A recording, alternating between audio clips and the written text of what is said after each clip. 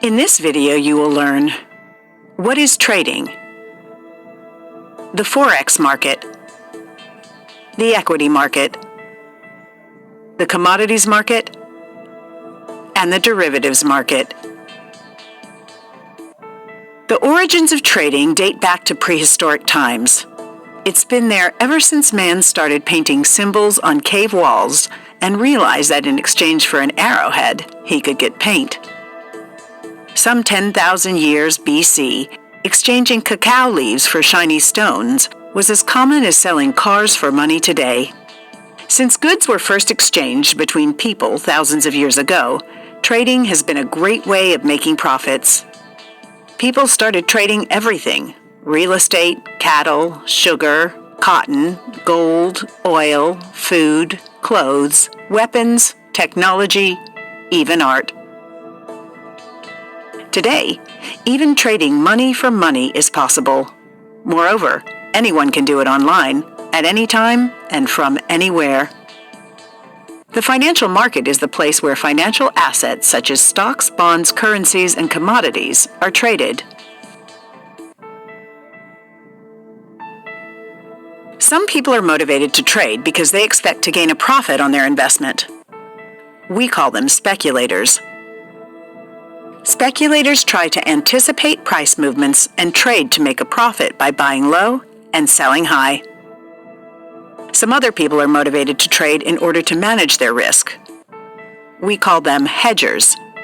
Hedgers trade in order to protect an asset they already have, like the farmer who sells his crop before the harvest season. Besides trading to save, manage risk, and speculate, some people trade simply because they find it challenging. Financial trading all over the world takes place either through a regulated centralized exchange or over-the-counter. Exchange-traded markets operate via a centralized exchange, such as a stock exchange or futures exchange like the New York Stock Exchange, NYSE, the London Stock Exchange, LSE, the Tokyo Stock Exchange, TSE, and many more around the world. Over-the-counter markets are decentralized markets made up of networks of different dealers who compete to link buyers to sellers. In an over-the-counter market, dealers act as market makers by quoting prices at which they will buy and sell a security or currency. In addition to being traded, or OTC, financial markets are also categorized based on the type of security traded, such as the foreign exchange, or Forex market, where you can buy and sell currencies like the euro and the dollar. The equity, or stock market, where you can buy and sell shares of companies like Apple, Facebook, and Alibaba. The commodities market, where you can buy and sell commodities like gold, oil, grain, sugar, and even frozen concentrated orange juice. The bond, or fixed income market, where you can lend money to governments or corporations.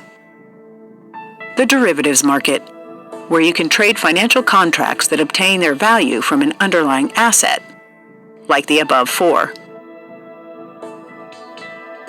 The foreign exchange market, or Forex market, is the financial market where currencies are traded or exchanged for one another.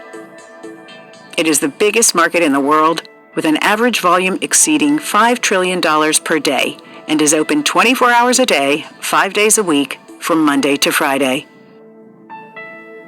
The foreign exchange market is an over-the-counter market used by individuals, financial institutions, businesses, governments, and other agencies. Foreign exchange transactions occur because of international trade, tourism, borrowing and lending, and speculation. Today, most currencies are freely floating, and their price is determined based on the demand and supply of each currency. The equity market, or share market, is simply the place where shares or stocks are traded. As their name implies, shares are financial assets that provide evidence of ownership in a company, and hence a share in its profits.